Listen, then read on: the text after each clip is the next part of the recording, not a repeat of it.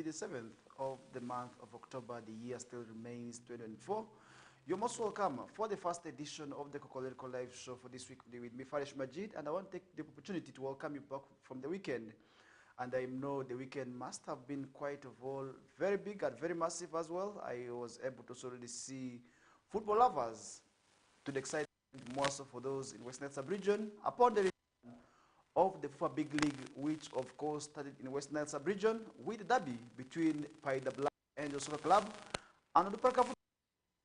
You know how that game ended and what exactly transpired in the evening of this show, though it is a morning show, but towards the evening, meaning towards the end of the show, I will be letting you know how the games ended in there later on. But I want to take this opportunity to welcome you on board and in a special way say welcome, because we are already into the week of independence. This week, Uganda will be celebrating what we call the 62nd edition of the independence celebrations, and the national celebrations will be going down in Busia, and preparations already in high gear for the district to host, that is the national celebrations. Of course, that does mean other districts and other local governments will not be in position to celebrate the day. And really I want to say, all in all, we are going to be seeing the rest of the country celebrate the National Independence Day celebrations that will be also hosted in Busia district. But I want to assure you that Busia is already in high preparations to celebrate and host the day in there, and that is where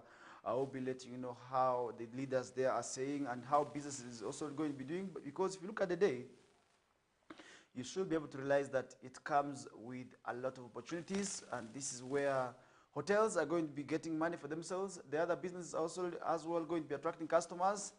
All in all, it's going to come with as a blessing to the people of Busia in there. And now we are seeing Busia gearing up. That is to host the 62nd edition of the Independence Fete. Is another story that we are seeing on the past morning, where Busia district is already in what we call excitement mood as it prepares to host, that is Uganda's 62nd Independence Day celebrations that will be going under the theme, a commitment to secure and fortify our destiny. And I hope also we shall be working towards attaining this national theme for this year's Independence Day celebrations. And really, it's a long period of time that Arua, and if I mean Arua, I mean both the district and the city, last also hosted this day. And I really want to say it's always quite interesting to see how the different local governments celebrate and host this day in there. Now the event also is set for October 9th of this year.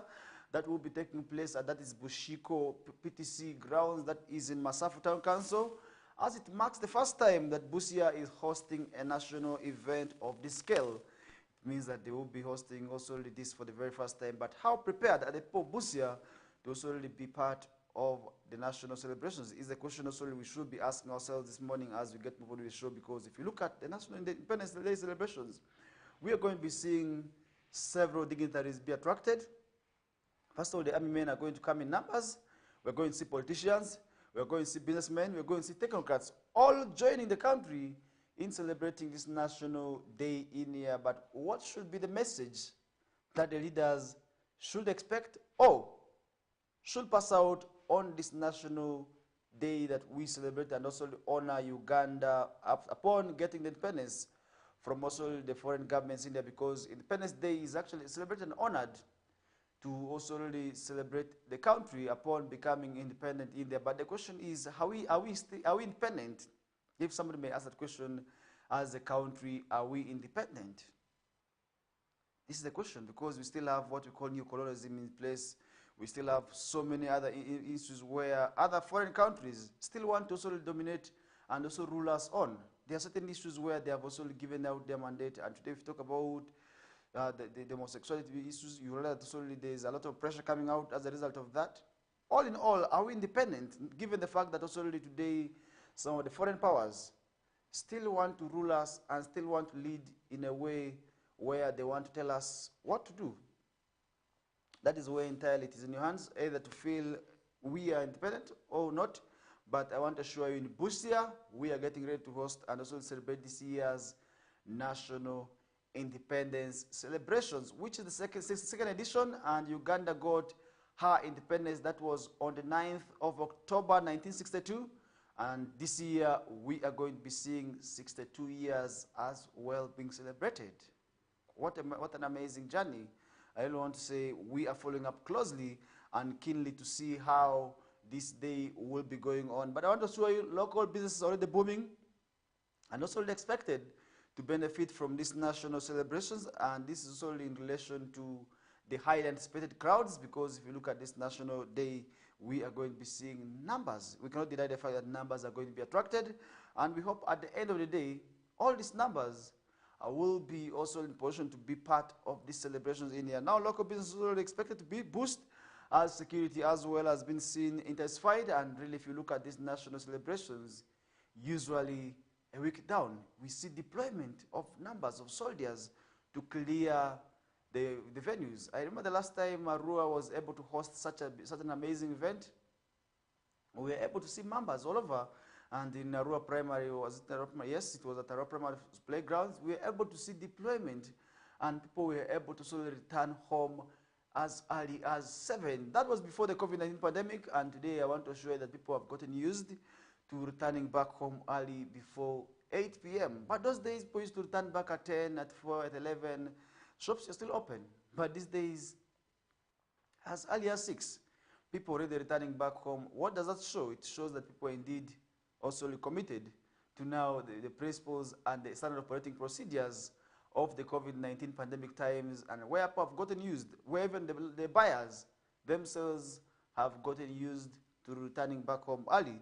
So it means if you're told you're going to be opening your shop late in the night, you may not be in position to attract the customers. It means that you have to return back home early, and that is what exactly we are saying today. But as we follow, allow me to inform you that we are still following up on to see how people can be able to slowly get back to the times before COVID-19. Because before COVID-19, a lot of things were different from how they are participating and how they're being conducted today. And for instance, the way people have gotten used to returning back home early. Shall we see maybe a return to the pre-COVID-19 times? And that is where exactly we are going to be seeing that happening. But I want to assure you that this time round, with the heavy deployment of soldiers and other security agencies in place, people of Busia are likely to see return home before 8 p.m. because there is going to be heavy deployment. Because if you look at 9th of October, it's not very far from also today. We are going to be seeing that also anytime from now, that we shall be seeing ourselves entering 9th of October. And now with the high also the spirits and growing anticipation, the district looks forward to hosting the national dignitaries and visitors from across the country, as the district will be hosting the national celebrations. And leaving that aside, remember NIRA, which is the body mandated to issue out national identification cards for the citizens, is already also rolling out what we call mobile registration story for citizens without national IDs. This is another story we are seeing, where NIRA has also launched a countrywide campaign to also register Ugandans who have already qualified for national IDs and who do not have these national IDs, bringing the registration exercise closer to the sub-county levels. That means for you who is not having a national ID, you will be required to visit your nearest sub-county to also access one. Because if you look at 2026, we are counting down to at least about 14 months now. That's to wind up with also the period of waiting, where we shall be seeing the country heading towards the next general election. But the question is, how ready and prepared are we for the next general election? And how prepared are you as a citizen? I want to show you that you only have one requirement to have with you, that is a national ID, because if you do not have one, you may be thrown out of voting because they may think that you're not a Ugandan. But all in all, I want to inform you that you must get ready to also have the national IDs be taken in there, because if you don't have one, definitely you may be thrown out and you may not be in position to qualify, first of all, to be a voter. But then the question is, how are you willing to be part of the next voting? Because if you don't have a national ID right now, which is a requirement, you may not be also in position to have the chance of engaging in several things, because you have seen people missing out on several government opportunities simply because they do not have the national IDs, more so those who took the national ID initiative for granted. Many of them had to regret in the long run where they were not also permitted to have SIM cards in their own names, where they were also stopped from some health facilities, where they were stopped from certain opportunities. At the end of the day, we saw them regretting. So I think to avoid those regrets, it's high time that we embrace to have these national IDs. So long as you clock the age of 18, I do not often those with 18, 17, you will still be qualifying to have this national ID in here. And that's where we did see Oshbo Mushabe, NIRA's Manager of Public Relations and Corporate Affairs, also announced the initiative on X, formerly known as Twitter, urging unregistered also the citizens to take advantage of the mobile relation services. And the outreach also will run until November 23rd, with the LC1 chairpersons and also responsible for informing residents when the mobile teams will be in their areas. And that is one thing we did see in there now. That is also where, for additional information, residents can contact the LC1 chairpersons for the visit.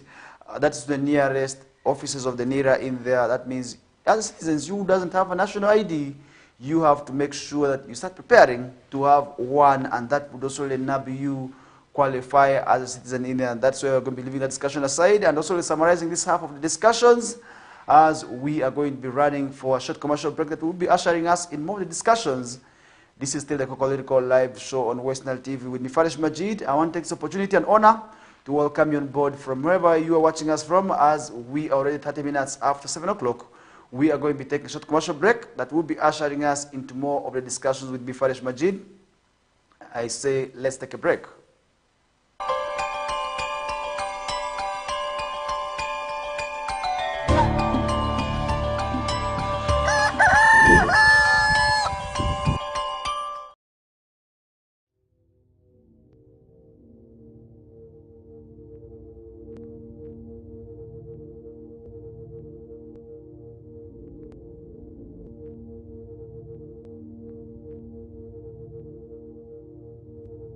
West Nile TV, lighting up the region.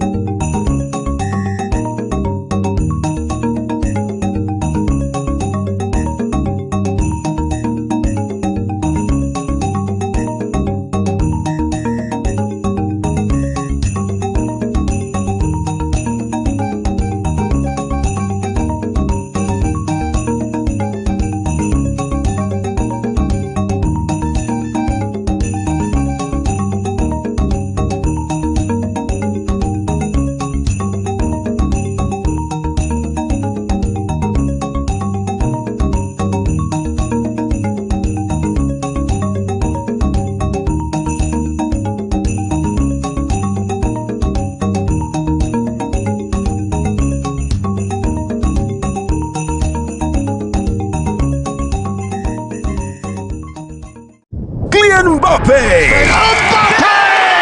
Jude Bellingham, Vinicius Jr., Lamine Yamal, Antoine Griezmann.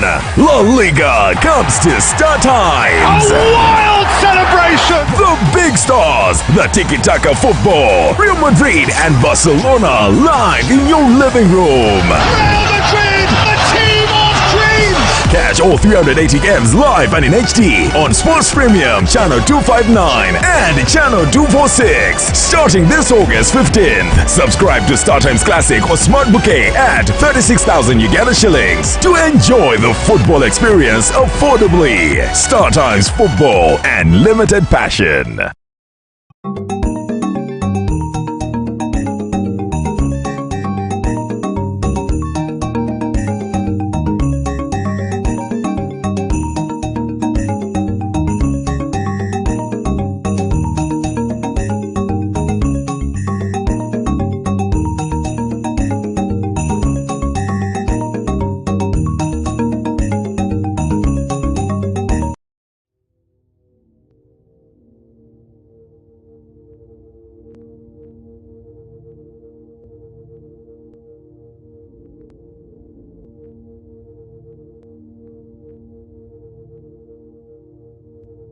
West Nile TV, lighting up the region.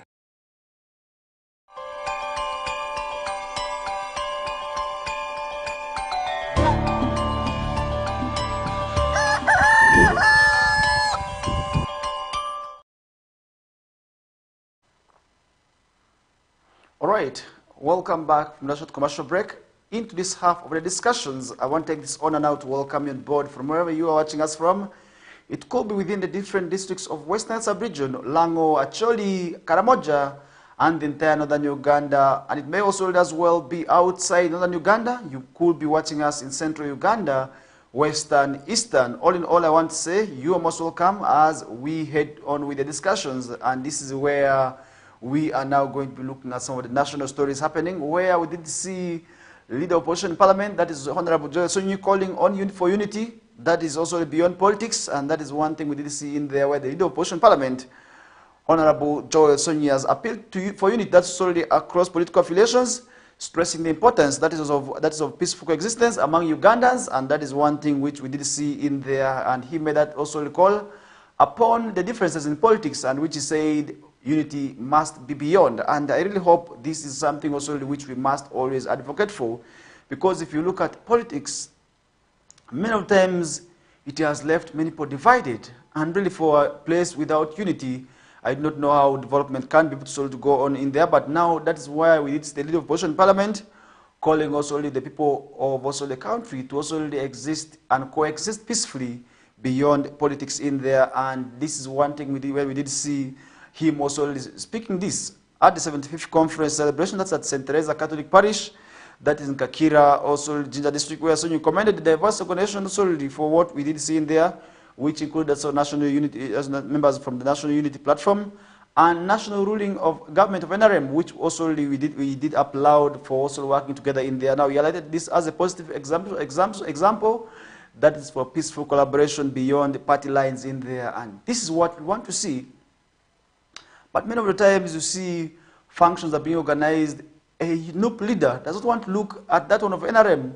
You find that of DP looks at that one of NRM as enemy, and you look at that one of JEMA, does not also want to look at that one of FDC in the eye. All in all, it also leaves people divided. So I think that is one message also which I feel is quite important, and we must always also take on, because if you look at politics, it is actually one thing that has left many people divided, and today so many of the neighbors can hardly look eye in eye because of politics. Because you find out that the neighbor is NRM, while the other is FDC or NUP.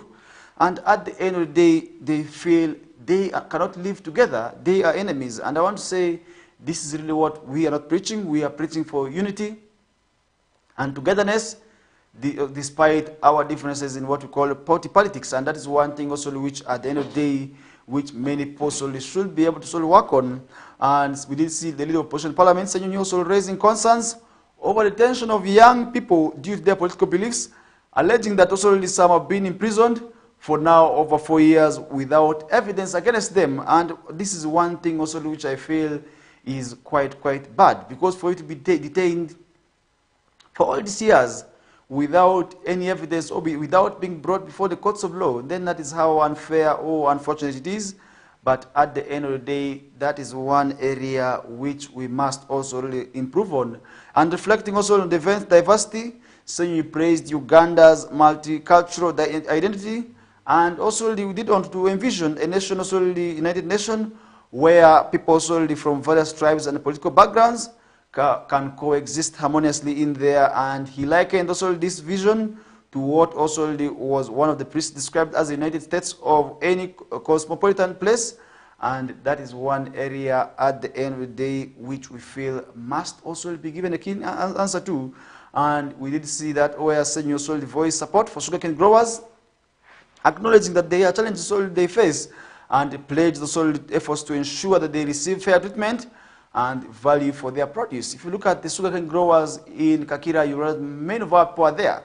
Many of the growers actually from the other regions of northern Uganda. You realize we have a lot of West Nilers living in there. Today you move in there, you may think that you're in Arua, because people are speaking Lubarati, people are speaking Alur, people are speaking the language from Western sub-region. So I think it is also really high time that we empower them to also be here. I want to see sugar can be grown from districts of West Nile, then let it be sold. We need factories that also can process the sugar cane also, now that also we are having a stable power source. Other than seeing our possibly exporting this labor, which is a bit also cheap, which sometimes only goes with a lot of challenges. Today you know that also these people encounter a lot of challenges in doing their work. So I think it's high time that also with the stable electricity, we have factories. We need these factories in Arua where people can now grow sugarcane in Maracha, where sugarcane can be grown in Terego, where sugarcane should be grown on the shores of River Nile, and all in all, that would also really attract a lot of people into this business, and also really exporting this labor to the other regions. And this is where, at the end of the day, they are maltreated. And that is actually one area where the leader of opposition parliament promised to work on. And that is one area also we hope at the end of the day that should also be a good one for the possibility of this sub-region to also learn a lesson from. And at the end of the day, that is where we are going to be seeing that also happen. Remember, he made these commitments during also really a celebration Kakira, where the event was also attended by Bishop Dominic Aibu of Kotito Diocese, including also confirmation of the young people into the Catholic also faith, and wedding ceremonies for couples, adding a spiritual dimensions to the celebrations. And that is one thing we did see, where reiterating also his message of unity, saying he urged Ugandans to treat each other with respect and work together for the good of the country. And this is the message also which we must promote as citizens, as people of this country, because if you look at unity without unity, I don't know how we can be able to exist. And at the end of the day, I remember and also want to assure you that we may not be in position to also attain development without peace in there, and that is where we are going to be leaving that discussion aside. And still looking at what's happening within the NUP camp, we did see Matthias Mpuga also saying that Bobi Wine is not fit to lead the country. And what do you think about this message? And this is on the Monitor paper, where we did see also really Matthias Mpuga on one of the interviews saying Bobi Wine is not fit to lead Uganda. And now the High Court also issued a judgment over the issue of service award, saying also it was not a legal issue. Was it overall view on that? And that is one area today we have seen a lot of controversy being generated from the National Unity Platform Party also in there, where we did see party principal Robert Kyagulanyi Ssentamu also clashing with the deputy vice for Buganda sub-region, that's Matthias Mpuga, who also was the leader of opposition parliament, and he was also stripped off of that also duty upon also these investigations, which many people have termed as corruption. But today, this issue has actually left a number of people divided. Most of the leaders and believers who affiliate to any of these. Today we have leaders who side with Matthias Mpuga, as others are siding with Robert Kyagulanyi Ssentamu. But all in all, how are we going to be seeing this impacting on the party ahead of 2026? And that is one area which, at the end of the day, which we must also really be able to address and also look at as we are talking about these issues. Because for Matthias Mpuga to come out and say Bobi Wine is not fit to lead Uganda, what is his also maybe judgment, and what criteria did he use also for judging also this man that is not fit? And at the end of the day, how are his supporters going to be looking out at him, and how are those believers of National Unity Platform Party, most those who believe in the ideology of the party principle, going to be looking at him, and how are they going to be judging him? These are all issues that we must also look out as we get to move on with the show. And now, leaving that story aside, as we're running out of time, remember we still have so many stories, and we are going to be looking out onto. And at the end of the day, it being a Monday, I really want to assure you that we are seeing so many stories also coming up. And at the end of the day, that is where we are going to be seeing this happening. And that is one area also where we did see so many issues coming up on. And we are keenly following up on this matter to see how this matter will be ending. And I hope it will be ending unity, because earlier on I did see the leader of opposition parliament calling for unity beyond politics. And we are still seeing the divisions also continuing to also surface. That means there is a bad example or a bad precedent that is being set. But we are keenly following up on that to see how this will be going on and ending in there. And that is where we did see also so many stories happening. And leaving that aside, we did see also NUP, which is National Unity Party, who is also a party that is also likely to also contest with Lukwago to fight over the Lord Mayor's seat is another story we are seeing, and this is still on the monitor, where Kampala Lord Mayor, that's Elias Lukwago, recently also already sent a clear warning to Kampala Capital City Authority. Councillors that also already started off that no chance also to fight against him, and that is one thing we did see happening in there. Now Lukwago's message was directed at the National Unity Party. Councillors led by Zahara Mala Luyirinka, the speaker of the council in there now also, that is where the councillors participated also in chaos after accusing the KCA political leadership led by Lukwago of failing also to table a report on waste management that is also in Kampala, which left many people also already dead.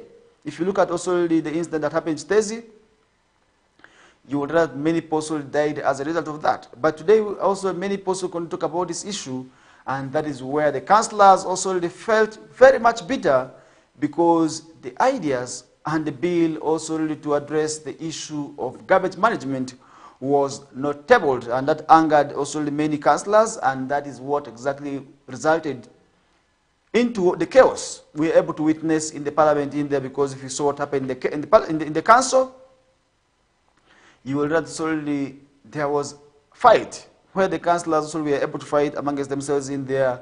Now, although on the face of it, the altercation between NUP councillors who dominate the council and Lukwago is purely based on the principle of trying to also really handle the waste management in the capital. To many political observers, this fight is also just a precursor to the battle for the Lord Mayorship race of 2026. And who are those going to be aspiring against Lukwago in there come 2026 is what we are keenly following up on to see how that will be going on. And Lukwago's associates believe that NUP councillors want to use the waste management crisis to loosen the grip which Lukwago had set. And now they want to also use that to decampaign him.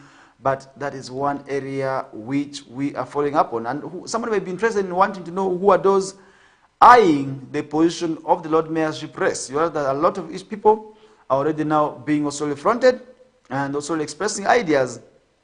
And now that two are already from National Unity Party, and these are Fred Nyanzi, a brother that is to Robert Chagulanyi Sentamu, and also who is also eyeing the place. And we do have Ali Kasiri Nganda, alias Munyamana, who also the current mayor for Machi Division. These have already issued their plight also to aspire for the Kampala Lord Mayorship race. They have already declared intentions, and Nyanzi is also the NUP chief mobilizer, and the controversy also lost the bid that's already to represent Kampala Central in the last general elections that is also to Sereko Muhammad in there, and that is where he garnered 1,023 votes. That's also one thing we did see happening in there, but this time around he is showing interest, according to rumors, to aspire as a mayor, not as a member of parliament also in there. But we are keenly following up to see how this will be going on and how this will be ending. But all in all, I want to show you that people are already expressing ideas, people are already declaring intentions of aspiring for various political ambitions. But how are these going to be ending? And how will this end exactly is what we are following up on to see how this will be ending at the end of the day. And that is one area which we did see happening in there. And we are keenly following up to see how this, of course, will be ending. But I want to show you that many people are already declaring intentions, and they are ready also to lead and also replace the mayor in there. But how ready are they to unseat the man who has also been in there? And now we are now seeing also while NUP is yet to declare and decide on who will challenge for the Lord Mayorship race, its councillors seem keen to draw also first blood, where Council Speaker Luyirinka particularly has a bad history with also Lord Mayor from 2011 to 2026, also where the Speaker also would like is expected to also challenge Lukwago in this race in there. But we are following up on to see who exactly will be also aspiring also against Lord Mayor areas Lukwago in there. And now on the sad note, leaving that story aside, a suspect has died in a Masindi police cells. Is another story that we're seeing. This is quite absurd and quite unfortunate as well, because a suspect has no right also to be killed. And sometimes we see this happening where it is believed that police officers torture the suspects in the cells, and at the end of the day, we see people dying. Now in Masini district, we are seeing also police officers are in the spotlight after a 37-year-old suspect who was detained on theft.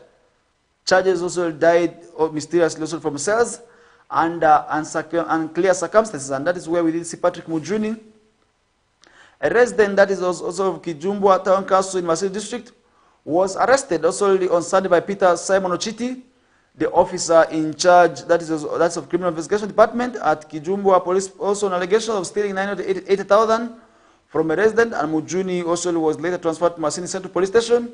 He was on Thursday also morning found dead under unclear circumstances. What happened? Did he commit suicide? Because we have had scenarios where suspects have committed suicide. That is also in the police cells. Is it the same case? Or it was torture, which we have also already had rumors of that is happening in the cells. And we did see Mujuni's brother, Paul Tinkamanyire. Suspected the brother was subject to severe torture while in police custody. That's according to the suspicions of the brother of the deceased. But how did this happen?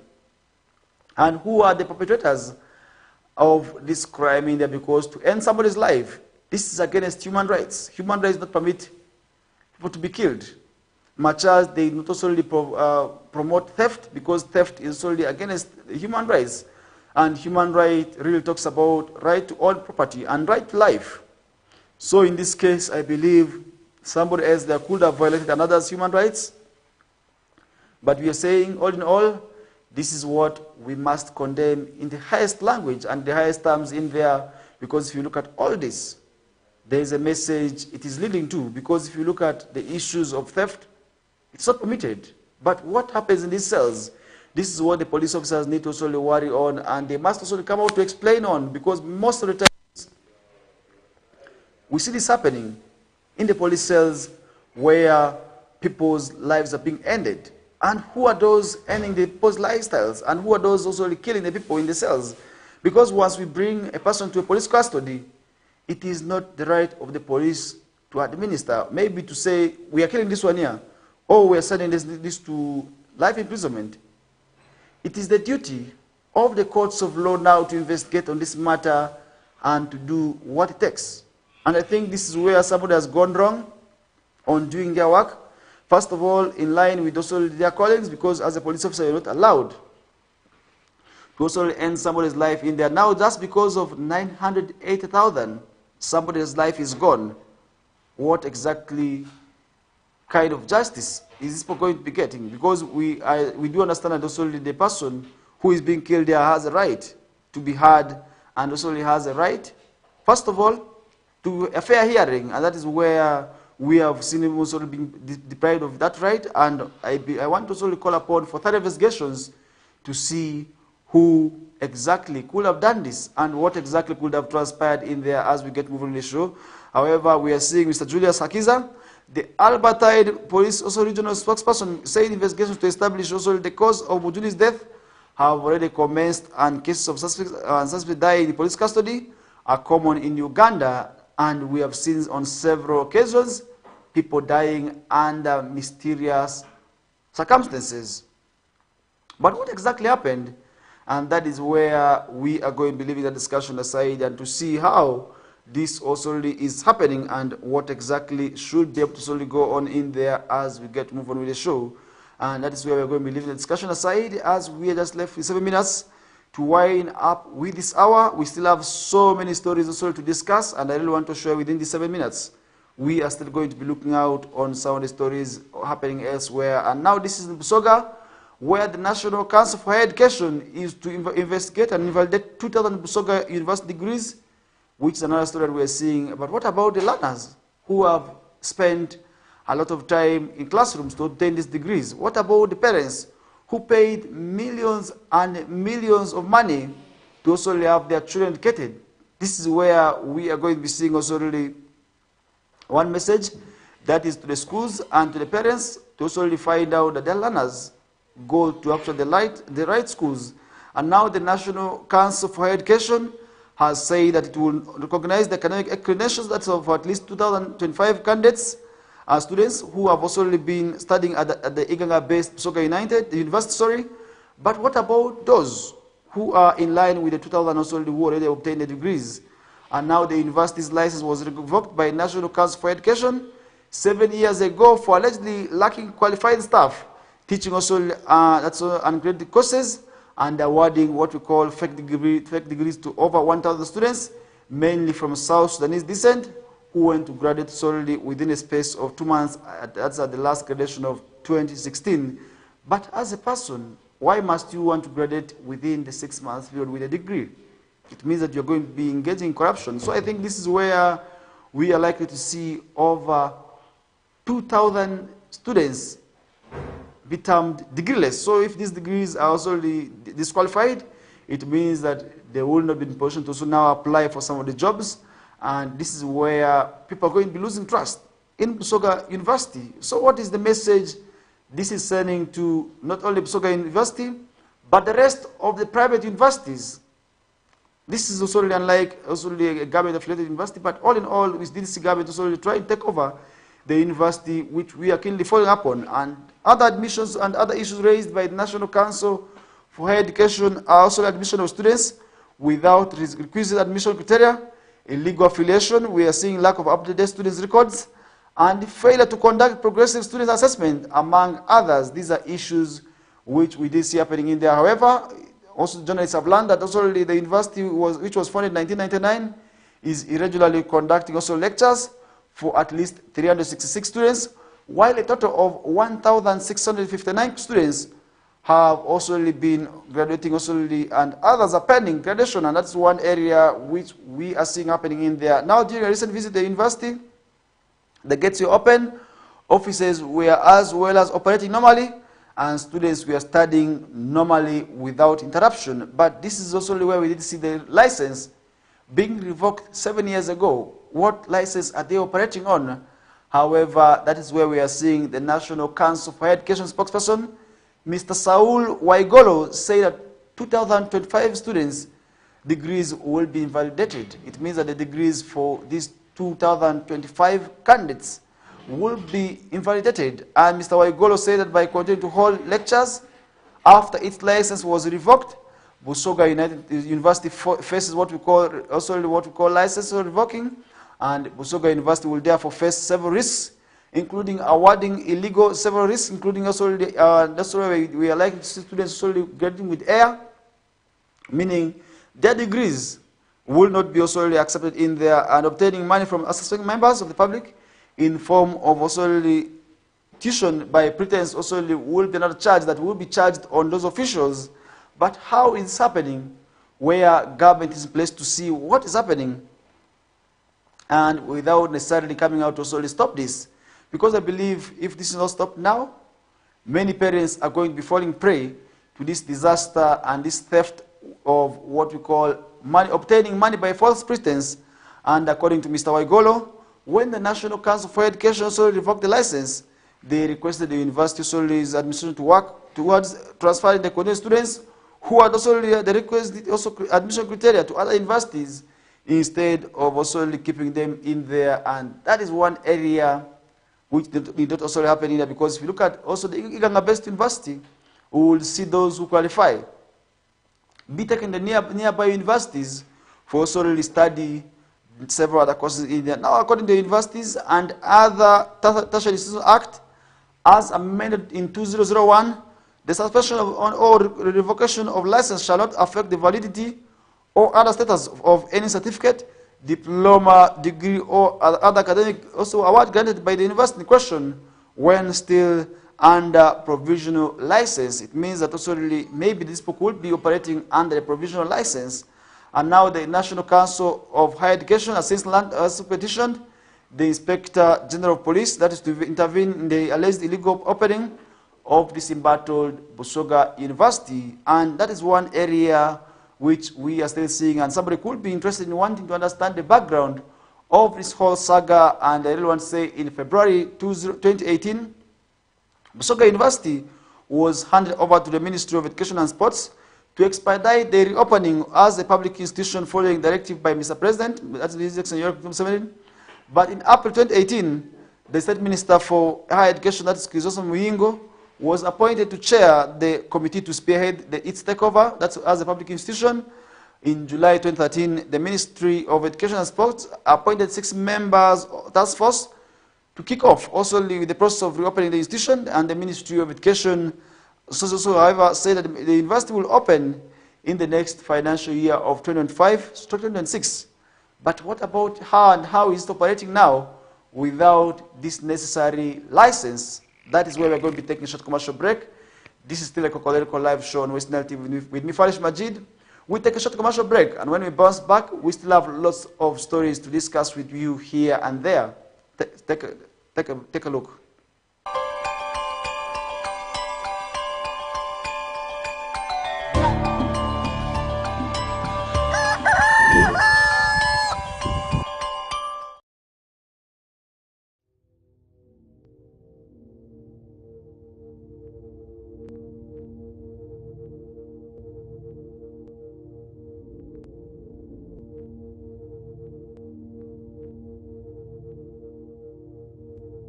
West Nile TV, lighting up the region.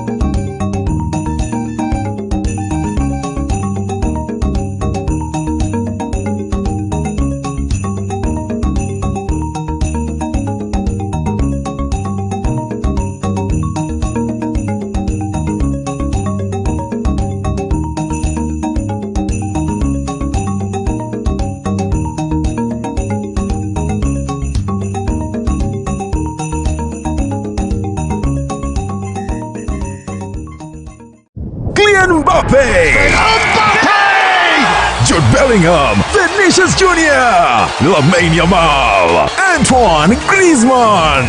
La Liga comes to Star Times. A wild celebration! The big stars, the tiki-taka football, Real Madrid and Barcelona live in your living room. Real Madrid, the team of dreams! Catch all 380 games live and in HD on Sports Premium, Channel 259 and Channel 246. Starting this August 15th. Subscribe to StarTimes Classic or Smart Bouquet at 36,000 Uganda shillings to enjoy the football experience affordably. StarTimes Football and limited passion.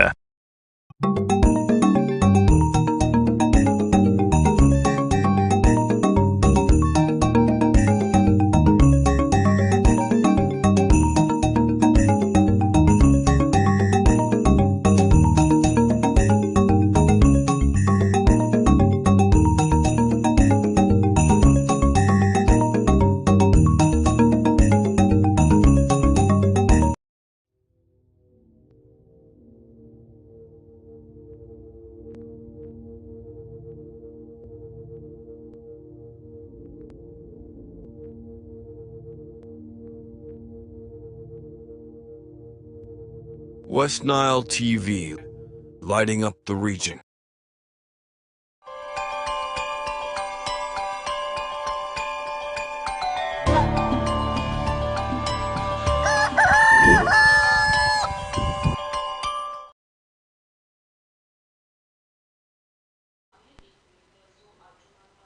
All right, welcome back from the short commercial break. We are back into the second hour of the show as we are 3 minutes down the road, and we are going to be doing this with you up to 9 o'clock. And after 9 o'clock, we shall be having the Oil as a News Bulletin with Fete Emmanuel, and thereafter we shall be also having what we call the Northern Request Hour immediately after the news bulletin with DJ Jero and Olivia Yuji, who will be playing for you music from Northern Uganda in the different parts of the region, where we shall be playing music from Choli, from Lango, from Karamoja, from West Nile, and neighboring parts. And that is where we shall be seeing also the music featuring from those parts in there. And that means for you who loves music from also this region, definitely that happens not anywhere, but only on Western TV, channel 477 on Star Times, and on 0073 on Zuku, and that's where we've been positioned to also really have a chance of watching these songs and also really throw back maybe to the memories, because sometimes also we play songs like this and these songs have a memory that also really reflects back onto you, and that is where you will be having that chance only on Western television, and that's where we are going to be leaving the discussion aside. And I really want to show you that as we are heading on the discussions, so many issues are going to also unfold. Earlier on, we are talking about how the government, more so under the National Council for Education, will be revoking license. That's will be also invalidating the degrees of at least 2,000 learners who graduated solely from the Soga University in there, but now they will be also losing their degrees in terms of also validity, and that is one area which we are talking about earlier on. But now to also start off with our discussion in the second hour, so many stories, of course, continue to happen, and where we are now seeing Sebei elders also on spot over cashing, that's on development cases, another story that we are seeing right now. But now the leaders in Sebei sub-region also have raised concern that the elders, in collusion with village chairpersons, are undermining what we call efforts to combat teenage pregnancies and early marriages solely by informally settling defilement cases. This is not only happening in Sebei sub-region. Look at what's happening in the other parts of the region. The same thing is happening, where sometimes the issues of Aruba are very much high. But we are saying, why is this happening? And how can we ensure that there's justice, more so for the defilement victims?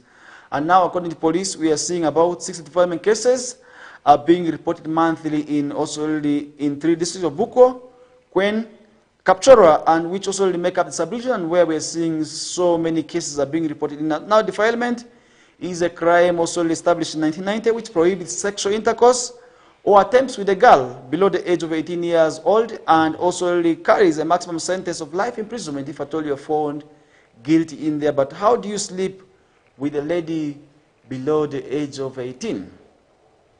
Because according to our laws, a person below the age of 18 is still termed to be a young person, is still a child, and that means we are not allowed to have intercourse with children. But as an adult who is watching right now, why would you have sex with a girl below the age of 18 years? And now government defilement applies when the victim is under the age of 14 and the offender also has HIV/AIDS in the victim's also the parent or guardian is a serial also offender in that. That's where you become what we call aggravated defiler. So if you're told you're going to be engaging in this, be mindful that life imprisonment awaits you, and that's where you will be maybe transferred to live in these prisons within different regions, within different parts of the country for life. So I think all in all, let's avoid that. Let's engage and desist from practices that may likely also lead us into trouble, and that's where we're going to be leaving that happening. And Mr. Brian Kapiagon, the Buko district chief chairperson, last week said, instead of reporting also cases to the police, elders settled the matter by negotiating the term also with the perpetrator, often in exchange for cows or money, and that's where we are selling our girls. And today, how that's only one area how we are selling our daughters.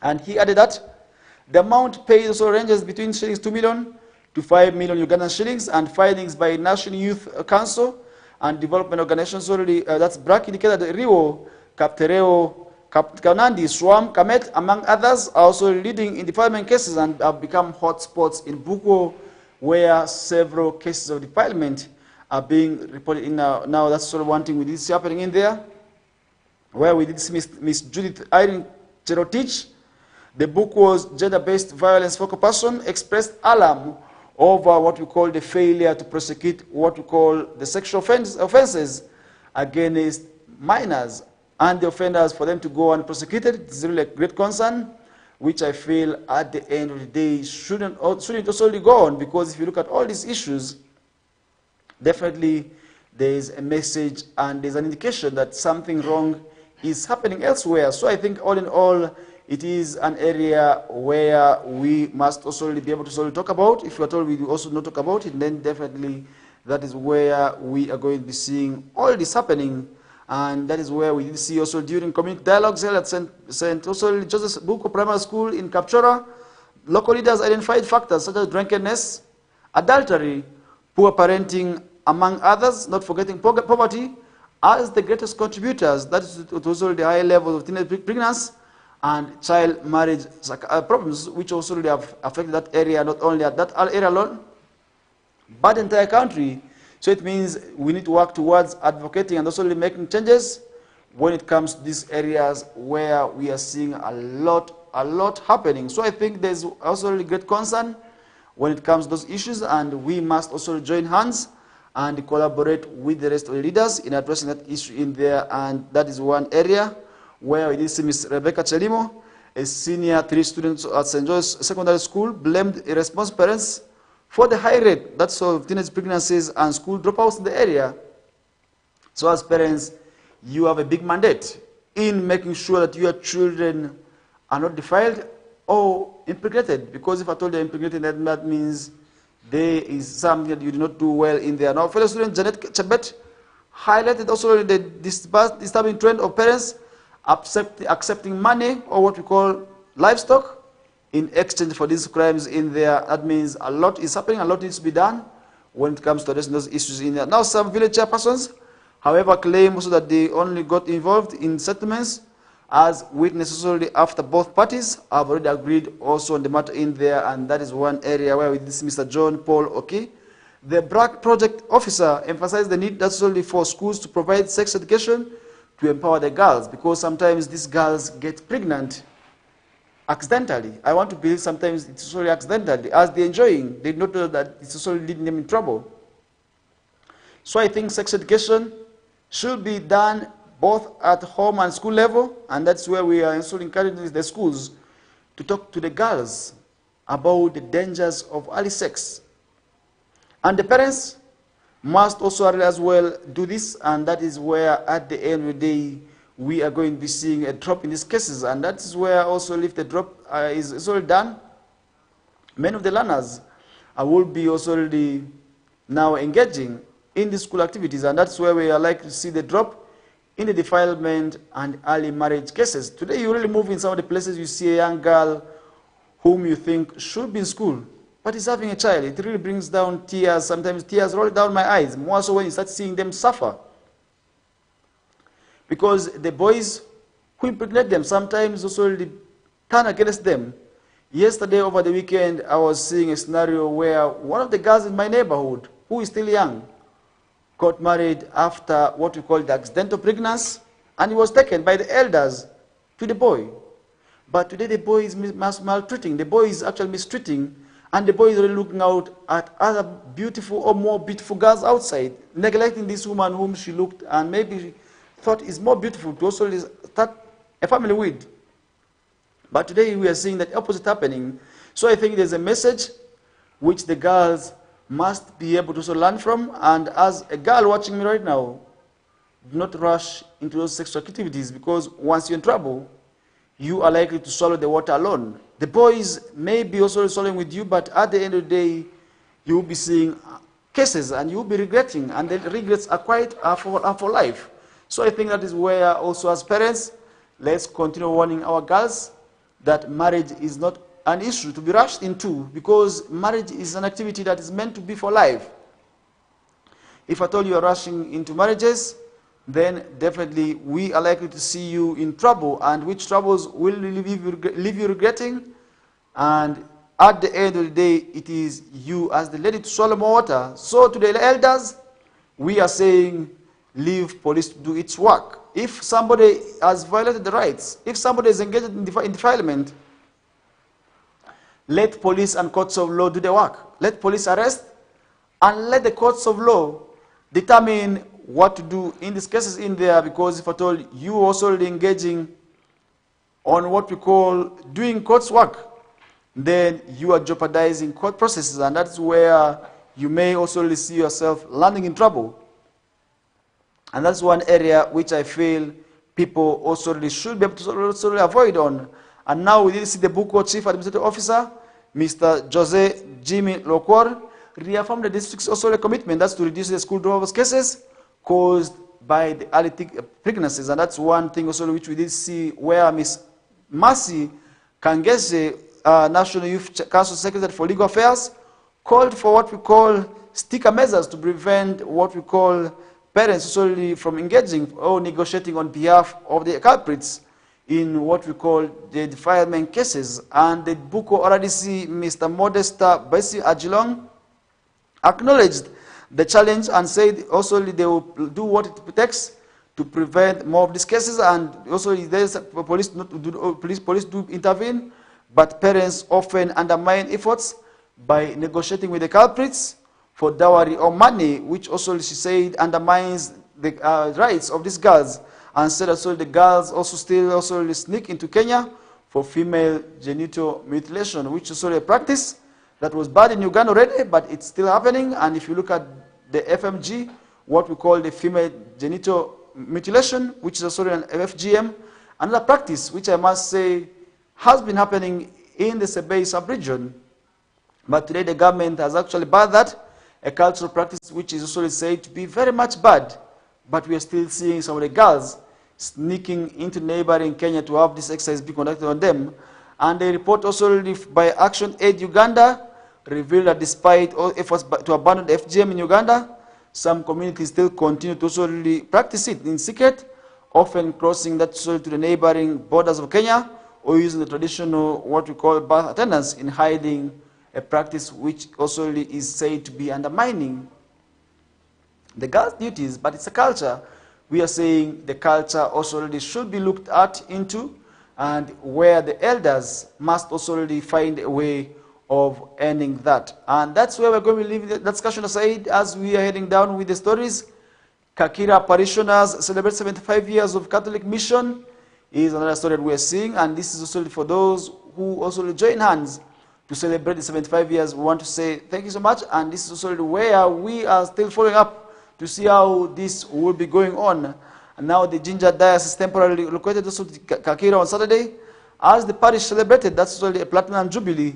And this was where this is St. Teresa Catholic Parish in Kakira, in Jinja District, so on October 6th, marked its 75 years anniversary with a vibrant celebration filled with faith, gratitude, and shared vision that is of faith happening in there. Now the milestone was commended and commemorated also bringing together parishioners, clergy, dignitaries to reflect also the church's rich history and the commitment also for further years in there. And the celebrations already did take place in there under the theme, celebrating 75 years of our journey of faith as a parish. And that's also where we did see the event being graced by Charles Martin Wamika, the bishop, that's the Diocese of Jinja, who emphasized the importance of unity and strength of faith in overcoming challenges. And today, if you talk about peace and unity, definitely you realize why it is important. Now to the Minister Francis Mwebesa, who represented Vice President Jessica Lupo,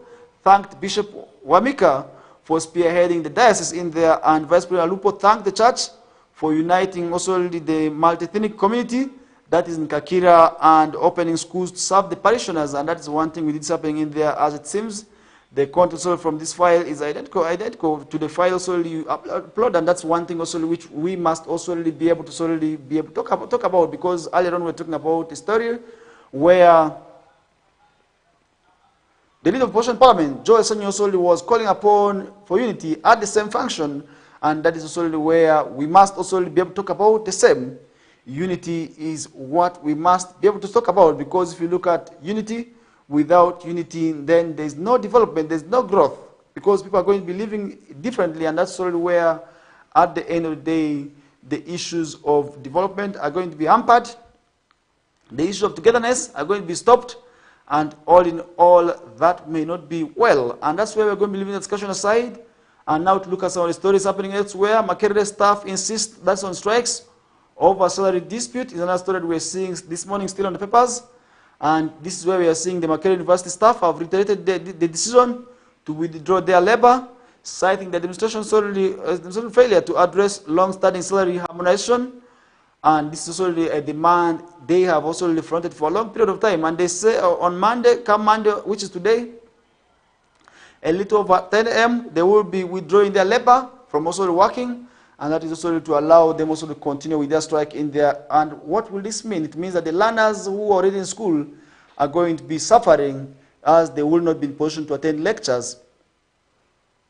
And during a meeting that's on September 6th, which was yesterday, the Joint Staff Association Executives comprised of Makerere University Academic Staff Association, which is MOESA, with this the Makerere University Administrative Staff, also the MASA, which is also joined as well, and the National Union that's of Education Institutions in UA, review the status of their salary harmonizations resolutions, frustrated also by delays in implementation, and this is already where we did see they are now threatening to put down their tools starting today on Monday, which is today, and they will be also laying down their tools, which may not be also allowing them to continue with their works in there. Now, according to circular issued by the staff associations, an emergency general assembly is scheduled to take place on Monday, starting on morning, which is 10 a.m. After here, they will be holding their meeting, and the staff also canteen, that will be taking place at the staff canteen, to update the members on the latest developments and discuss their next course of action. And now that's one area which we are following up on.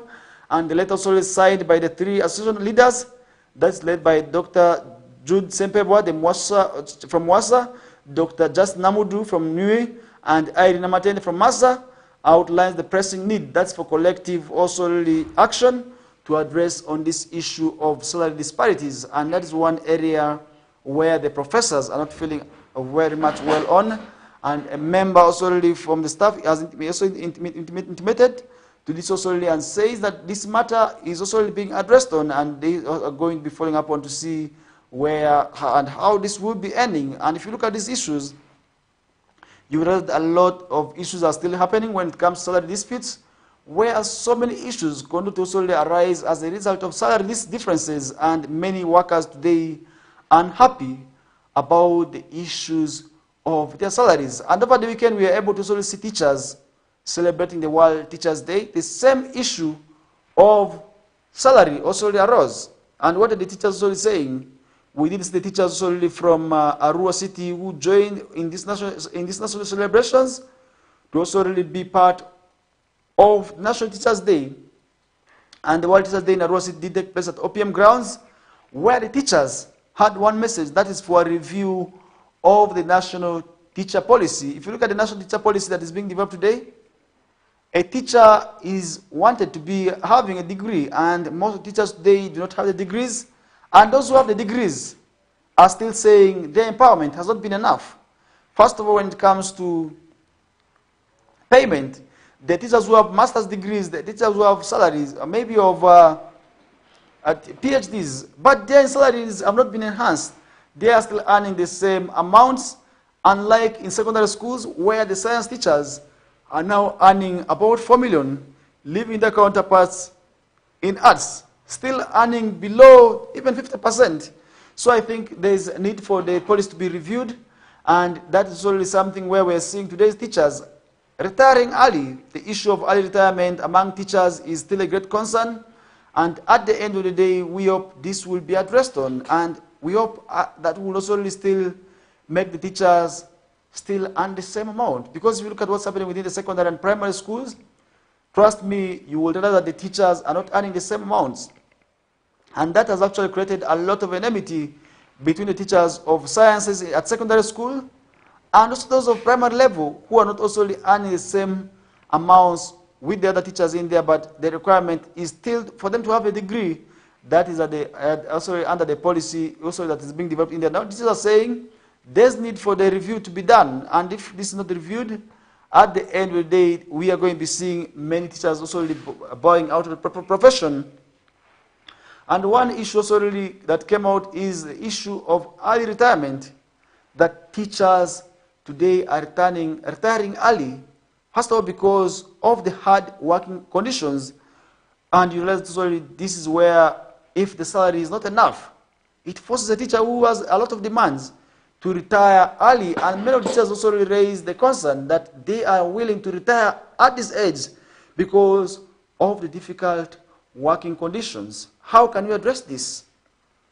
And what can government do to make sure that the issue of early retirement amongst the teachers is addressed? Because if you look at all these issues, you will side with me that teachers are retiring early just because they have a lot of issues.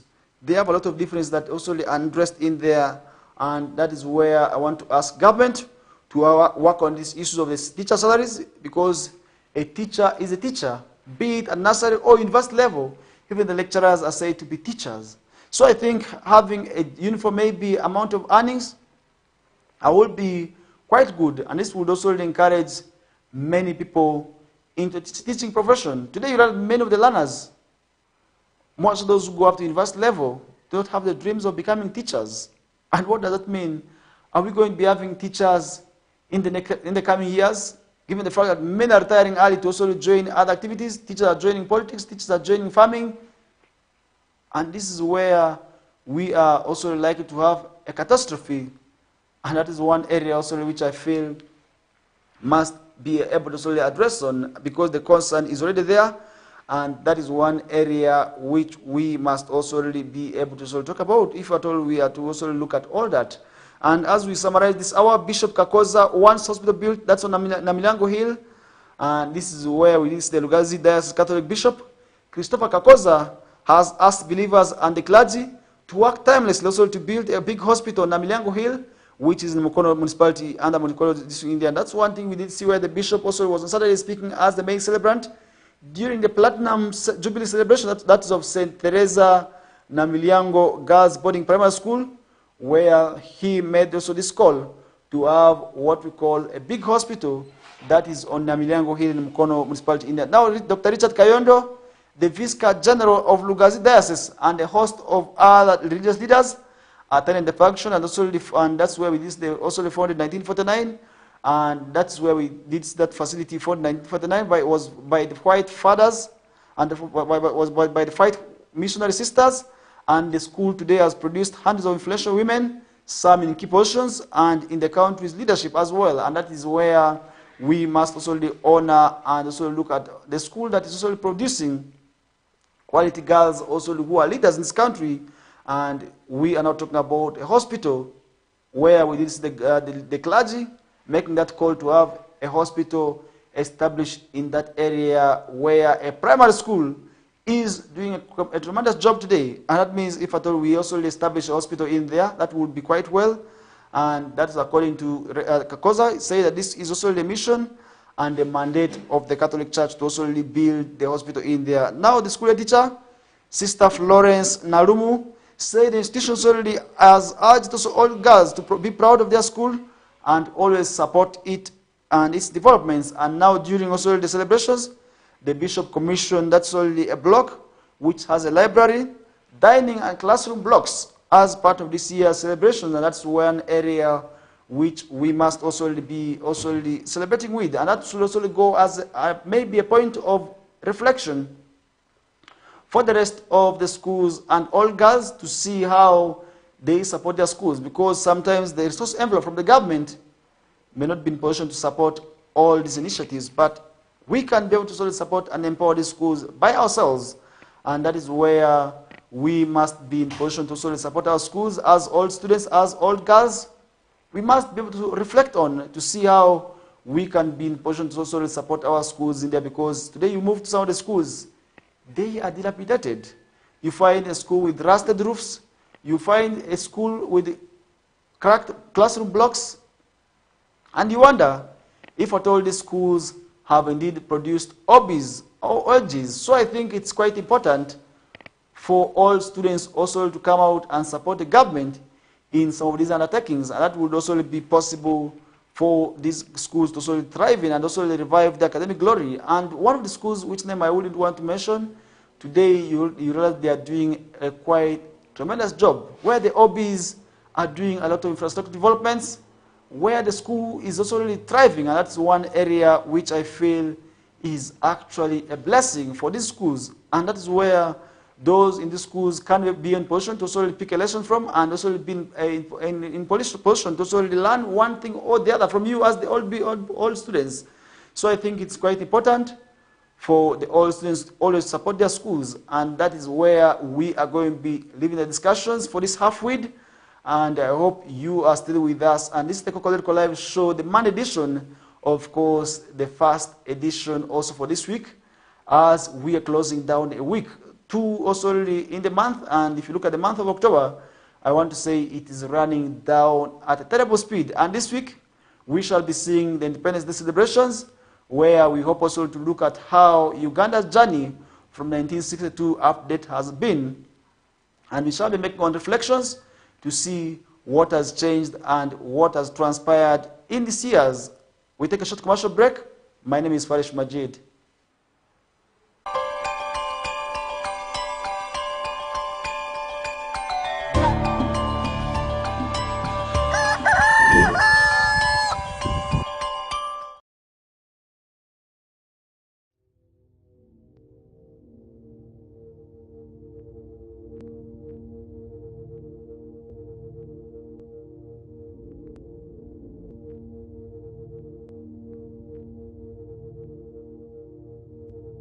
West Nile TV, lighting up the region.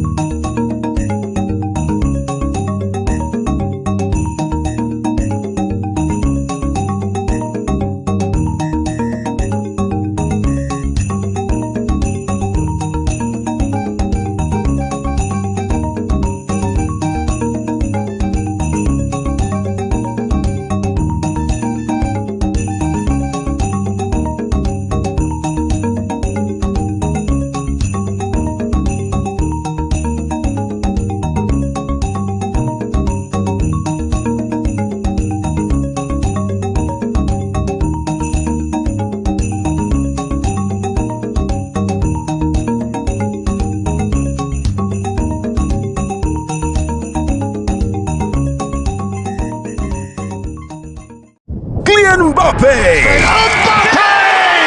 Jude Bellingham, Vinicius Jr., Lamine Yamal, Antoine Griezmann.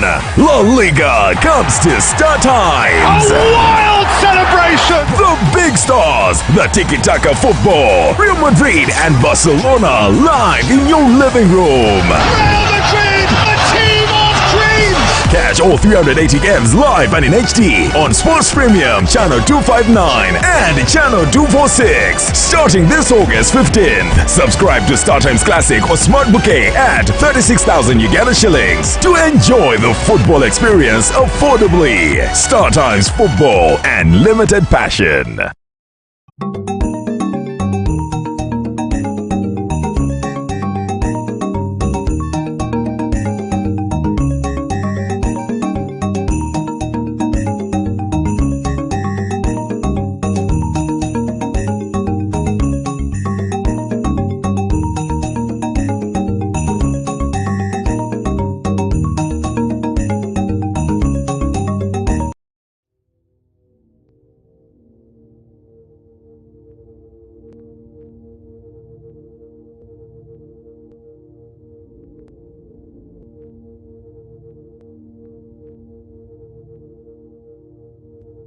West Nile TV, lighting up the region.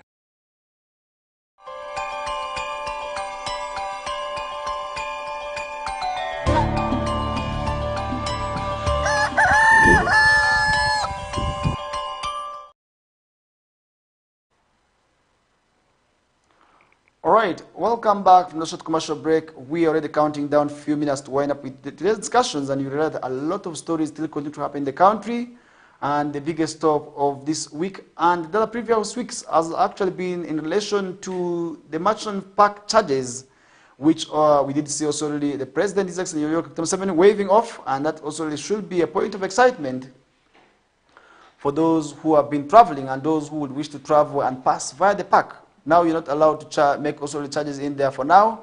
There is also really being a lift by President Museveni, but that also does not mean that it is it might be final, because I do understand that already on the 10th of this month, we are going to be seeing members of parliament from Western Sub-region also in a meeting to also talk about these issues here and there. And we hope at the end of the day, we are going to be seeing them also raise a lot of issues also in relation to what's happening in the Western sub-region, and also in relation to those areas where we have often seen a lot of issues. Now, President Museveni also has directed the national park agencies to waive fees to charge non-tourist travelers passing through also the Merchant Falls National Park from northern Uganda. This decision comes in response to the closure of the Karuma Bridge, which we did see happening in there. And Mr. Museveni also announced on Friday, during also a meeting with members of the NRM Parliamentary Caucus at State House in Entebbe, and this move follows also tensions between some MPs from northern Uganda and Western sub-region at large over also the charges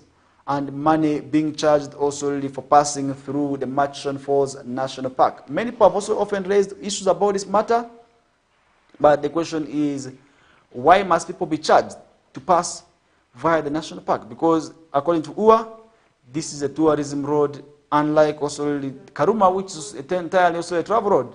Because if I told you to pass via Karuma, you may not be in position to pay this money. But now Karuma is closed. There's no alternative. People have been also urged to use the Tangi route, which is a bit far and also not in good status in there, where many travelers and where many motorists have also come out to talk about it. And the only route which is a bit cool is actually the one via Para. And this is also where many people also have raised concern on. And we hope this time round, the waiver also should be also coming up as a point of excitement for those who would wish to also travel on these roads, because paying 25,000 per citizen is really quite huge. What about the bus owners who have also been raising concern about the monies? Because many of them have also been able to talk about it because they have been asked to pay money, with many saying they are likely to operate on losses, most of the taxi operators. On the day also upon this taking effect, I was able to also follow up on, and many of them actually raised issues when it comes to those issues. But how ready are we for all these changes? Because if you look at these issues, you realize solely the money has not been paid. Also, the time many people have also paid this money with a lot of pain.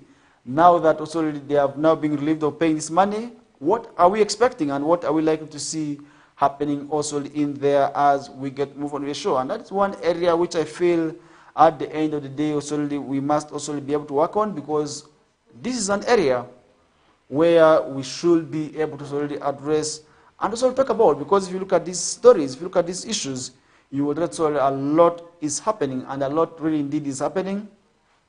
But we must join hands. We must also really ensure that nothing of that caliber happens, and that is where we would be in position to solely talk about these issues. And at the end of the day, many Ugandans would be able to pass through this route without any challenges, and that's one area which we must now be able to talk about. And that's one area as we talk about tour.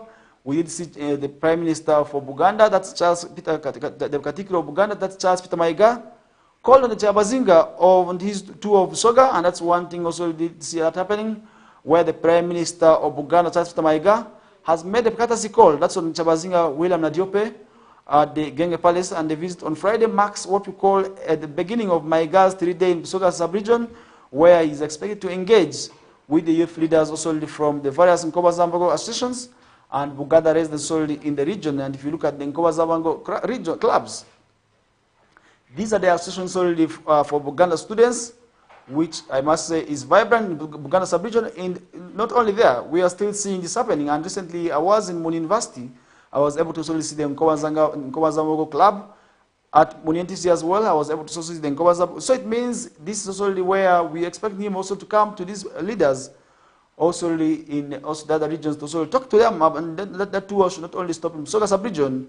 We would want to also see it happening in Western sub-region, because we are seeing Nkoba Zambogo clubs also in the other universities, and also most of the government universities being established solely by the students solely from the region in there. And now Maiga was received by Buganda youth at the source of the Nile Bridge, where he addressed them also briefly before proceeding to the palace also in Bugembe to talk also to the king in there. Now, while at the palace, Busoga Kingdom also the Premier Joseph Muvawala welcomed Maiga and his delegation. And Muvawala also was accompanied by also by several Buganda Kingdom Prime Ministers, including among others Owech Tiwa Yudaya Nabire, the Chabazinga Affairs, We did see also James Makembo, who is in charge of youth, also accompanying him in there.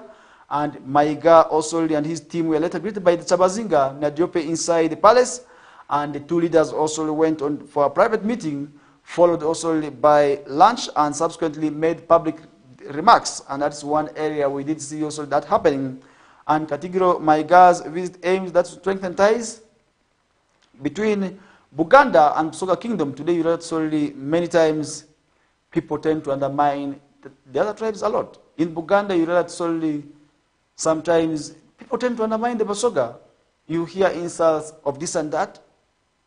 It's really, this time around, I hope it will be ending, and these people will still have to work together and understand that indeed they still fall under the category of the Bantu. And Katigiro Maiga's visit is also aiming towards that. And as the Prime Minister of Buganda Kingdom, Maiga's visit also plays a vital role in promoting the kingdom's interest and building relationships with other kingdoms and in other regions. And now the visit is also seen as an opportunity for Maiga to engage with the youth and Buganda community in Busoga, listening to their concerns and also sharing the vision of the kingdom's developments. And as Maiga's tour continues, his interactions with the local leaders and residents are expected to shed light that is on key issues affecting the people in the region, more so when it comes to areas of collaboration between Buganda and Busoga. And this is one area which we follow and we hope at the end of the day must be promoted, because these are different tribes, but these are still the same people. So I think at the end of the day, that would also be quite well to address and also work on in there. And that is one area which we are going to be leaving a discussion with. And now leaving that story aside, and still looking at some of the stories happening elsewhere, you know that a lot is happening. And right over the weekend, we still had a lot of story happening. And today, it's going to also be a busy day where we are going to be seeing a lot more happening. First, when it comes to also the activities, there are going to be quite many. It means that people are getting busy. And as the month is running down, the candidates are counting down very few days. And this Friday, I do understand that also the candidates are going to be also opening up their days also for the briefing, and that is also for the senior for candidates come also these days in there. But how ready are they for these days? And this is where we are going to be also looking out and to see how this will be ending. Because if you look at all these issues, you will realize that there's really indeed a lot more that needs to be done, and to make sure that our learners perform. And really, given the fact that so recently we had what we call the World Teachers Day, a lot of issues are still being raised by the teachers, most of those from the sub-region. How are these going to be also impacting on the results? And this is where I hope we must be able to join hands now to also talk about these issues and to make sure that we talk about these areas as we get moving on with the show.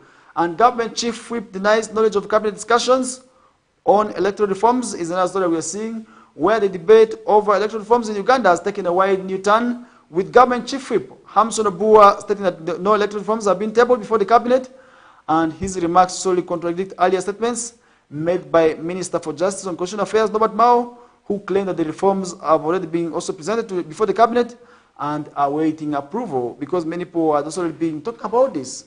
In a press time also before Parliament, Obua declared also that cabinet has not considered any reforms that will come, and casting also doubt on the government's commitment to pushing forward the much anticipated reforms. And if you look at these reforms, many people have also echoed and also have also as well said a lot when it comes to these issues. And the delay in addressing these reforms have as well also been a point of contention since the 2016 Supreme Court ruling, which also in response solely to a petition by former presidential candidate Amama Mbabazi called for significant changes to safeguard Uganda's elections. And now Hamson Obua, the government chief whip, has also come out to say that these reforms have not been presented before him for discussions and also for approval also for the matter to be discussed in there. But many people have also as well been talking about these matters. So how can we ensure that this matter maybe is presented before the cabinet? Because if you look at the reforms, first of all, we are going to be seeing women members of parliament serving for only 2 terms, and after 2 terms you're not qualified to aspire again. Secondly, restoration of term limits. Thirdly, it will be the members of parliament to vote for the president and this is where the debate has been circulating, and many people had actually been talking about this particular clause of the proposed bill in there. But how ready are we for all this? Most of these reforms that also were presented also by the Justice and Constitutional Affairs Minister, and remember, as we are counting down to about 14 months, that is the next general elections. How ready are we for these reforms? And despite years also passing since the ruling, the status of the reforms remains uncertain, while the Minister for Justice and Constitutional Affairs recently said also that the reforms had been tabled, and which also now is being denied. And the conflicting statements solely have prompted skepticism among legal experts and opposition politicians, more so also on government seriousness in tackling electoral reforms. And we did see lawyer in the names of Counsel Jude Babali also expressing doubt, suggesting that the government's actions are merely symbolic. And how are these merely symbolic? And this is where also which we must also talk about. And now, Kira Municipal Member of Parliament, Ibrahim Samujunganda attributed the inconsistency to systematic failures, suggesting that these reforms also might be discussed privately between key figures like President Museveni and Minister Mao, and bypassing also formally before cabinet. And that's one area which we see happening in there. Meanwhile, the opposition is making its own efforts to propose reforms, and that's one thing also which we are following. And the Nyeno Kungwe Member of Parliament, that's Matthias Mpuga, has announced also that plans to seek parliamentary approval of his version of the parliamentary reforms. And are we likely and are we ready, are we as a country for these reforms, is what somebody out there may be interested in wanting to know. However, some analysts have also suggested that the opposition-led proposals might face resistance if Parliament doesn't solely work, also maybe conflict with government, and that's where, if at all, their proposals are likely to conflict with that government is trying to maybe push, theirs is likely to be rejected, and that's according to information from political analysts. And there is also uncertainty surrounding also what we call the nature of proposed reforms, as critics speculate that also changes brought before Parliament could primarily also serve individual political agendas rather than also really addressing broader electoral concerns. And Babali also warned, unless the reforms promote what we call fairness and transparency, they risk undermining Uganda's democracy. And as the 2026 general elections draw closer, the window for what we call meaningful reform is narrowing, and Ugandans are left questioning whether the government will prioritize what we call the creation of a credible electoral system and allow the issue to remain embroiled. That's in political controversy. And this is actually where many people have also been able to raise doubts. Because if you look at this issue of the electoral reforms, first of all, one of the electoral reforms that is being presented is, first of all, to allow voting be conducted electronically. But as a country already, are we for this? Because if you look at voting electronically, then you will realize it is actually very much important for this exercise to be done electronically. And are we ready for this? How many people have smartphones? And how many people have the gadgets? Is what somebody out there could be interested in wanting to know. But I'm saying that is one area also which we must also be able to look at and address when we also talk about these issues in there. And that's where we're going to be leaving the discussion aside and looking at many of the stories as we are running down of time. Minister Chofata Gobia warns Nakaseke teachers against forgery.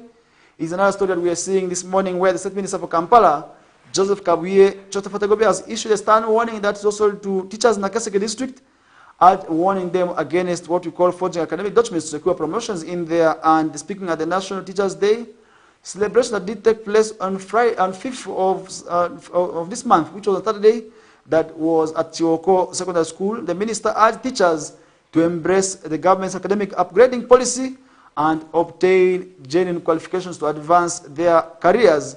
And the warning follows solely the suspension of 21 teachers in Nakaseke district by the Inspector of Government after investigation revealed that their submitted academic documents were forged in an attempt to gain what we call promotions. And that's one thing which is happening there. And he stressed that resisting the new policy would call the teachers also behind. And that's where we are also talking about. And in the rural city, the teachers actually made a call for the review of this policy. And the minister also responded to the complaints about the directive also from the district social 5 chairperson, that's Ignatius Como, requiring teachers with failing students to make also them to sit mocks And he advised teachers to focus on improving students' performance rather than resisting also such measures. And that's one area which the teachers must be able to sort of improve on. And if you look at all this, it's coming out as a result of the teacher policy, which requires a teacher to have a degree.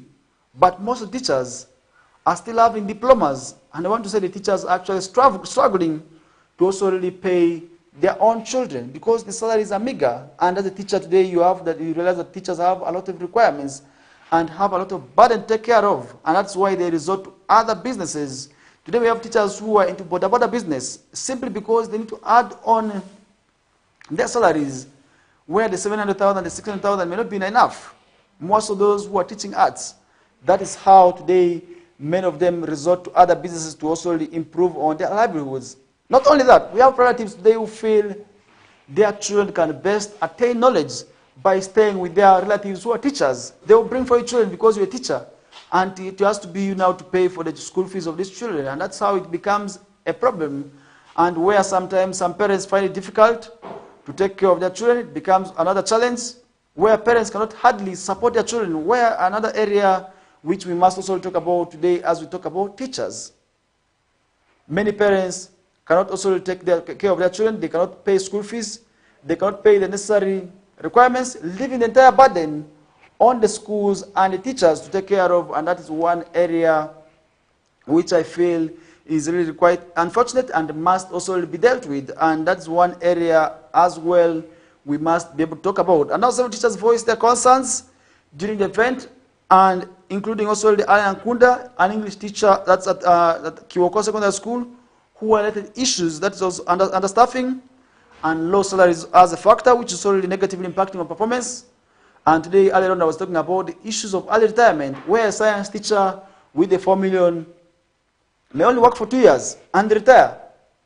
And most of the teachers who are still earning the administrative amounts, who are earning below the science teachers, are seeking to retire and leave those positions and also to become science teachers. Most of those who are science teachers, so that they can also be in position to earn the 4 million, unlike where they're earning 1 point something. So I think that is also an area which government must be able to sort of revisit and also work on, and that is one area at the end of the day that will be also really a challenge if at all not addressed in there, and that is one area we are living a discussion with. And now the National Teachers event was celebrated, that was on Saturday, which was on 5th of October, and the theme valuing teachers' voices towards a new social contract for education, and that's sort of the way we did see the function in Nakaseke bringing together several educators from across the district, highlighting the ongoing challenges facing the education sector and calling for government's action to address them. And that is where we are going to be leaving that discussion aside with,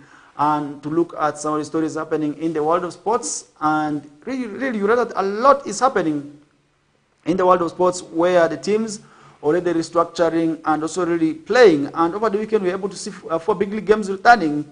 And in Arua City, it started with the derby that is between Paida Black Angels, which is the Zombo Best side, and the Puraka Football Club, which is in Arua City. And the game ended in a barren draw that was at Ababen Greenlight Stadium, where both sides struggled to also really see how they can be able to contain the game. But you will know that Paida Black Angels in the second half of the game had a better display other than the horse in there, where we were able to see them pressing harder to also really see if they can score a goal. But after 90 minutes, the game ended in a barren draw. That was not the only game. We had several other games that were being played. That's in the 4 big league. And you know that also really most of the games actually started as a derby. More so between also the sides in there, where we are able to see a number of games also being able to also return. And you know that also between the game between Black Spur and Arua Hill also was another derby also in northern Uganda in there, but it also ended also just like that, where we were able to also see Arua Hill losing the game also in there, and many other games, of course, we are played in there. And you know that also the game between Karo Karunji and Gaddafi ended in a 1-1 draw. Kataka and Busoga United, another game that also a bit tight, ended in a 1-1 draw. That is the Eastern Derby. We were able to also see Chigezi Homeboys beating Tungasaze by 2-0. Sinda Boys went on to beat also Maida by 2-1. And of course, the biggest game between Onuparaka Football Club and Paida Black Angels ended in a barren draw in there. Now that puts Chigezi Homeboys on top of the log, and Chiinda Boys comes in the second position as Blacks Power sits comfortably in the third place in there. In the bottom, we do have Buhimba, we have Maida, we have Arohil, Ntungasaze, who are actually at the bottom after the first game being played in there, and many other games also already being played, and you read already in the FIFA Big League also already just like that. We also had games in the English Premier League, and we were able to solely see many games being played over the weekend. It being a weekend, definitely it is a busy weekend.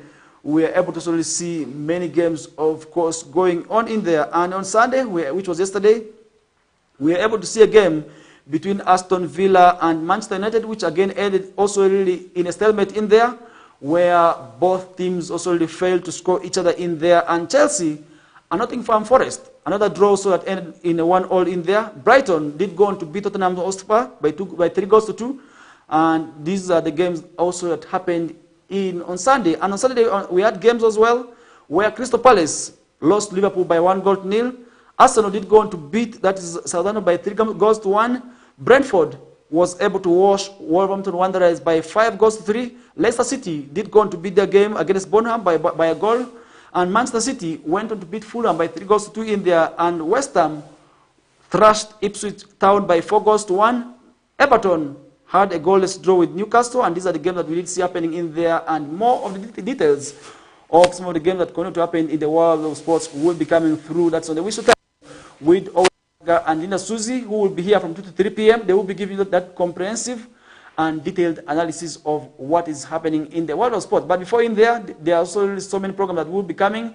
As immediately after here, we shall be having the Air News Bulletin with Fete Emmanuel, who I must say is already here to give you that. And thereafter, we shall be having the Northern Request Hour with Olivia, Eugene, and DJ Jero. And thereafter, the Street Talk will be coming immediately. That will also be having and also ushering you into Lembangea and many other programs that still will be coming your way in there. And all this is, first of all, to keep you informed, entertained, and updated of what is happening within and outside your areas. With that, we come to the end of the first edition of the KOKOLIRIKO Live Show for this week in a special way. Allow me to thank you, watch, that's right from the time we began until this hour of the morning.